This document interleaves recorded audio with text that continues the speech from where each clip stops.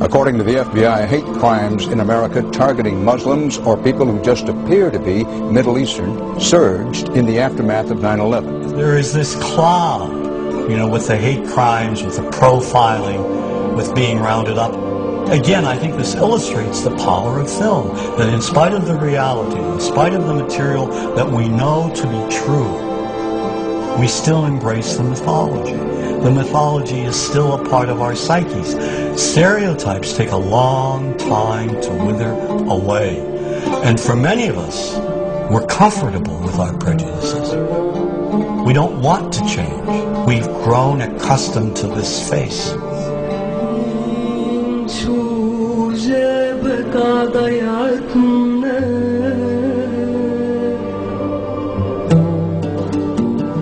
When we think of Arabs, what do we see? What images come to mind? Do we see actual people? People who, despite real cultural or geographical differences, do pretty much the same things that we do. When we think of Arab women, what images come to mind? Do we see women who laugh and play and who adore their children? Women who work in the home as well as outside? Would it come as a surprise to know that in many Arab countries, a majority of college students are actually women? What's our immediate image of Arab men? Do we see loving fathers? Men who want to provide for their families? What about Arab teenagers? Do we see them the way you would think about teenagers in other parts of the world? Then there's religion in the Arab world. Do we see it as all-encompassing, dominating everything else? Do we know that even though faith plays a huge role in the Arab world, just as it does here in the United States, that it's also true that much of the Arab world is quite secular?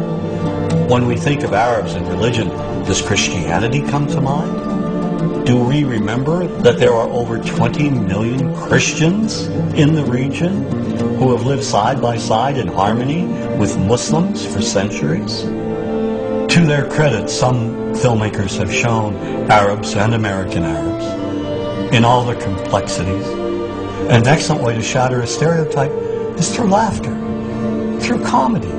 So we have comedians. Comedians have done this historically. Black comedians, Jewish comedians. So we see Arab comedians doing this, and this is one way to release the tension. Things on a credit card, true story. Guy behind the counter picked up my credit card, sees the envelope card, looks at me all weird. He's like, "Hey, buddy, what kind of name is that?"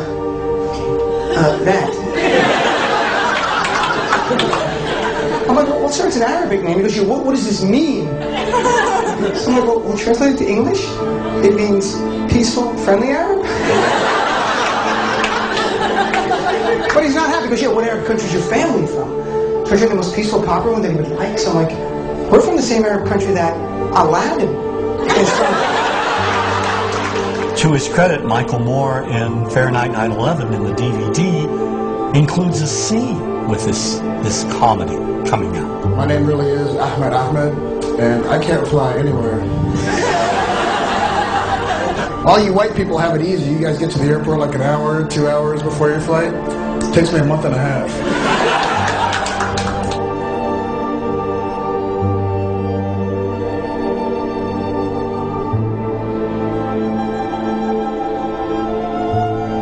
Nous vivons dans un monde qu'on peut critiquer, qui est le monde de la dérision. Vous le savez bien, et dans les médias, je dirais le monde de la dérision, on se moque de tout. Le fait que ça se fasse me satisfait. Parce que ça veut dire que nous avons, qu'on est libre. Peu à peu... Il faut qu'on soit beaucoup plus sage que ça, qu'on rentre pas dans ces provocations. Et c'est pour ça que... C'est l'autocensure, ça, Jamel. Tu comprends ce que je veux dire? Si on commence à pas faire de dessin pour pas choquer les musulmans... Non, c'est de l'autocensure. C'est la fin de la liberté d'expression. Pour moi, la liberté d'expression, la liberté d'expression et le respect font partie, sont mariés ensemble. Moi, je suis pour la liberté d'expression.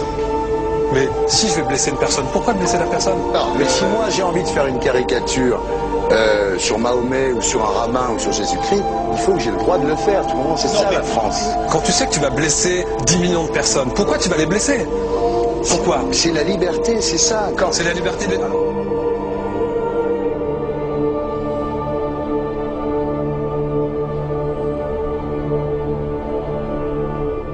Non, mais vous ne pensez pas que c'était à vous de vous excuser, non? En disant le sketch n'était pas très drôle, je suis désolé si j'ai blessé des gens, voilà, excusez-moi, voilà, c'est une connerie, c'est mon travail. Mais vous ne referiez pas le même sketch quand même? Mais le spectacle que je fais reprend en grande partie les lignes de ce sketch. Mais il y a un truc que je ne comprends pas sur cette affaire, c'est qu'à aucun moment vous avez senti le besoin de vous excuser et que vous en avez rajouté. C'est tellement surprenant, c'est tellement inadmissible que j'en suis choqué. Voilà. Dans un pays où on peut parler, on peut s'exprimer. Et là, pourquoi tout d'un coup, sur un sujet, on ne pourrait pas s'exprimer vous savez bien pourquoi on ne peut pas s'exprimer. Pourquoi?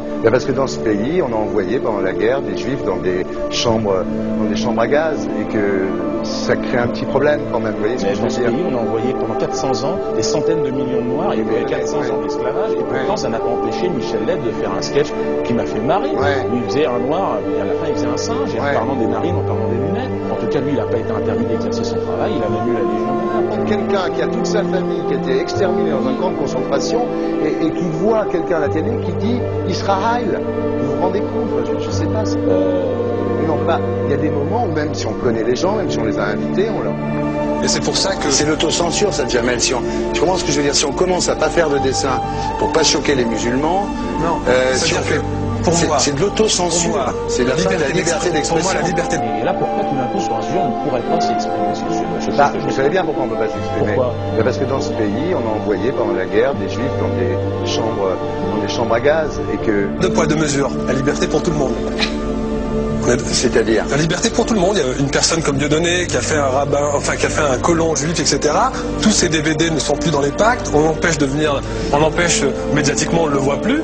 Alors que lui, c'est un comique. Plusieurs lois qui ont été faites contre l'antisémitisme. Et moi, je fais un appel aujourd'hui de faire une loi contre l'islamophobie.